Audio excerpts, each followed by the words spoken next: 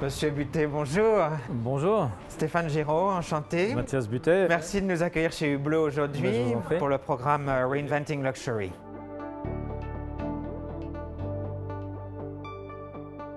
L'atelier qui produit principalement deux matières qui sont le Magic Gold et la céramique de couleur vive. Alors qu'est-ce que c'est? Qu'est-ce que c'est le Magic machines- Gold ou la céramique Alors, de couleur vive? Ici, j'ai tout ce qu'il faut pour vous l'expliquer. Le problème de l'or dans l'horlogerie et dans la bijouterie, c'est que l'or est assez mou, assez tendre. Et si vous avez un bijou, une montre en or, vous sortez du magasin, elle est déjà rayée. Et l'idée à la base a été de dire on va faire de l'or inrayable. Alors l'idée est facile à prononcer, hein, comme ça, l'or inrayable. Et puis on a demandé par exemple à l'EPFL de faire la première étude. Et évidemment, on a fait avec l'or pur, on a mélangé toutes sortes de métaux pour augmenter la dureté. Ça change la couleur, ça augmente un petit peu la dureté, mais ça ne le rend jamais inrayable. Pour être inrayable, il faut être plus dur que de la céramique, plus que l'acier et comme de la céramique. Donc l'idée est la suivante, c'est que quand on parle d'or, c'est jamais de l'or pur dans les bijoux, c'est toujours de l'or allié. C'est 750 pour 1000, on parle de 18 carats. Et ça signifie quoi? Ça signifie que pour 1 kg d'alliage que l'on vend à 18 carats, il y a 750 grammes d'or pur et les 250 grammes qui restent, ça peut être n'importe quoi. Et le n'importe quoi, ça a toujours été des métaux. Palladium, argent, cuivre et j'en passe pour changer les couleurs, la souplesse de cet or pour en faire des ouvrages quelconques. Et l'idée qu'il y a eu, c'est de ces 250 grammes, de ne pas mettre de métal, mais de mettre une céramique qui est très légère. Alors 250 grammes de métal qu'on met dans 1 kg d'or, pour avoir toujours le 18 carats, ça prend un certain volume. Mais si on met de la céramique, et là le carbure de bord, qui est une céramique très légère, eh bien à la place d'avoir un petit morceau de métal, on a un tas, vraiment un petit tas de poudre comme ça, qu'on vient presser, faire tout un process industriel dessus, mais surtout qu'on rend poreux. C'est-à-dire que si je prends un liquide et je fais ceci, ça devrait couler par-dessus et en fait c'est directement absorbé parce que la matière est poreuse. Et dans ce chemin de pore, on va injecter de l'or. Dit autrement, si ça c'est la céramique, le carbure de bord, eh bien elle est solidifiée, elle est bien dure, mais il y a des espaces qui sont là. Et dans ces espaces, je viens injecter l'or et je remplis le vide avec autre chose. Et quand je regarde ça comme ça, je vois un peu de céramique, un peu d'or, un peu de céramique, un peu d'or. C'est ce que je vais avoir. Une fois qu'on a ça, j'ai ça qui est rempli, c'est ça rempli d'or. Et là, on voit très bien la céramique, si vous la prenez, assez légère, Très. mais poreuse, mais remplie d'or. Il n'y a pas besoin d'avoir fait des études pour savoir où il y a de l'or, hein. On comprend directement. Et pourquoi il y a ces formes? Eh bien, pour faire justement des pièces d'horlogerie qui sont, par exemple, la lunette qu'il y a sur la montre, ça s'appelle des préformes. Et après ces préformes, celle-ci plutôt, on vient la découper en rondelles pour avoir justement des brutes de matière qui sont proches de la pièce terminée. Et puis on vient usiner de façon traditionnelle. Et d'arriver sur le marché avec de l'or qui est inrayable, parce que là vous pouvez justement, ça c'était une des premières qu'on a faites et vous pouvez la garder, et ça sert à faire des trous dans le métal. Et si vous essayez de rayer dessus, vous allez voir que vous glissez en fait dessus. C'est vraiment le principe de... Je confirme. Et c'est inrayable, c'est-à-dire que si vous prenez un diamant, vous allez arriver à rayer, parce que le carbure de bord est la deuxième matière au monde la plus dure après le diamant. Et elle est très légère. Et le fait de ne pas rayer avec des choses comme ça raye absolument tout. Vous allez sur n'importe quel acier, ce sera rayé. Mais en parallèle à ça, on a de l'or 18 carats comme le 18 carats standard, mais qui est dit inrayable, qu'on a appelé le Magic Gold. Et qui est vendu comment, dans quel contexte? Alors parlez-nous un peu. Alors, le luxe, c'est aussi la rareté. Ouais, donc, alors, c'est assez simple. Quand on a présenté le Magic Gold, Monsieur Viver a convoqué toute la presse de façon mondiale. Et puis, évidemment, les demandes d'une montre en Magic Gold en or invariable, ça a été tout de suite énorme. Puis après, on est venu vers l'équipe qui avait fait ça en disant « Bon, ben c'est bien Mathias, c'est moi, et il faut produire maintenant, il y a tant de milliers de pièces à faire. » Et on en était à un stade où on avait fait une rondelle, et puis on n'avait pas vraiment encore fait des pièces comme ceci, avec plein de fraisages, de choses compliquées à l'intérieur. Et il s'est passé une bonne année pour qu'on maîtrise l'usinage, et surtout qu'on annonce qu'on ne pourrait pas en faire des grandes quantités. C'était resté dans des très petites quantités. Et pourquoi ça alors? Au maximum, on fait 30 pièces par mois. Donc vous imaginez bien qu'on ne fait pas tourner une maison horlogère avec 30 pièces par mois. Par contre, on l'utilise maintenant comme une pièce, on va dire, VIP. Il y a des fortes listes d'attente sur ce produit.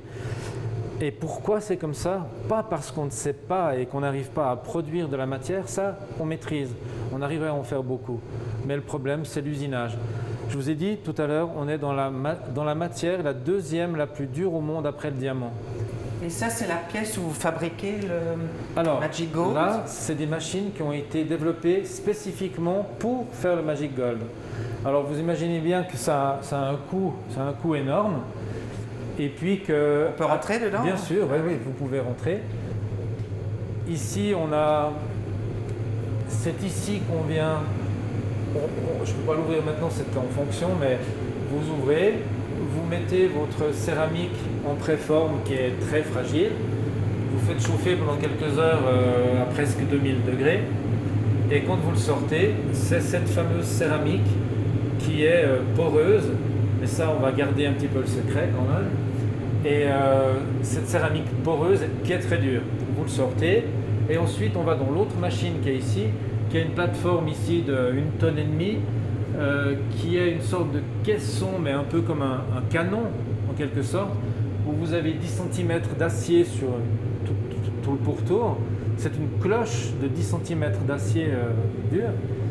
Et qu'est-ce qu'on y fait? Eh bien on met l'or, on met la céramique poreuse et par-dessus on met de l'or pur. On fait chauffer tout ça à la température de fusion de l'or. En même temps on fait le vide et au moment où l'or est en train de s'affaisser un peu comme un beurre de cuisine, à ce moment-là on injecte un gaz qui est l'argon, un gaz liquide. Sous sa forme liquide il est à plus de moins 100 degrés. Donc quelque chose qui fait moins 100 degrés, qui arrive dans du 1000 degrés sous vide en plus, eh bien qu'est-ce que ça fait? Ça n'explose pas, l'argon n'explose pas, mais il va se dilater fortement. Et en se dilatant, eh bien, il vient tout simplement pousser l'or en fusion à l'intérieur des porosités de la céramique. Et comme ça, on a cet assemblage de deux corps. Après, on s'est dit, mais pour continuer à être vraiment au sommet des matériaux, il faut aller faire quelque chose avec nos slogans d'être différents, d'être uniques, d'être les premiers. C'est d'amener quelque chose qui n'existait pas. Alors on a fait le tour. Qu'est-ce qui n'existe pas dans l'horlogerie? J'étais le premier à être étonné parce que je pensais que ça existait, puis j'ai compris les difficultés. En fait, je peux résumer en disant que la fin, c'est de la céramique rouge. Alors, quel est le problème et puis pourquoi ça en fait quelque chose de particulier à une première mondiale? C'est assez simple. Pour faire les céramiques de couleur dans le monde entier, les spécialistes étant les Coréens, les Japonais, et ils n'arrivaient pas à faire un rouge vif et un jaune vif, etc. Des couleurs vives, impossible. Pourquoi? Parce que la céramique de base qu'on utilise n'est pas noire comme le carbure de bord de tout à l'heure, mais on est blanc, vraiment ultra blanc. Et ce blanc, c'est l'oxyde de zirconium. Alors, c'est une autre céramique, plus lourde que la précédente, mais elle est blanche. Et quand vous voulez la durcir pour que ce soit autre chose que de la poudre, il n'y a qu'une seule façon de faire, c'est de chauffer ça jusqu'à 1700 degrés. À 1700 degrés, cette poudre se transforme en quelque chose de solide de céramique très très dur. Alors, on va garder ça comme ça. On se rappelle qu'à 1700 degrés, pour que ça devienne dur. Après, on dit, ah, on va mettre de la couleur. Alors, pour mettre de la couleur dans la céramique, c'est des pigments. Ces pigments, on ne va pas rentrer dans les détails, mais c'est des oxydes de métaux. Ces oxydes de métaux, il y a un petit problème, c'est qu'à partir de 800 degrés pour certains, jusqu'à 1200, ils vont brûler dès qu'ils arrivent à cette température de 800 degrés. Et tout le monde est parti dans des études en disant on va prendre des oxydes de métaux et on va les rendre capables de supporter une température de 1700 degrés. Et tout le monde a cherché ça pendant une trentaine d'années. Là, la première chose, c'est de dire il faut qu'on fasse des oxydes de métaux qui tiennent la température. À la place de se poser une autre question, c'est il faut 1700 degrés pour ça? Très bien. 1700 degrés, c'est d'énergie. Est-ce qu'il y a une autre énergie que des degrés qui pourrait faire fonctionner ça, qui pourrait friter et durcir cette céramique?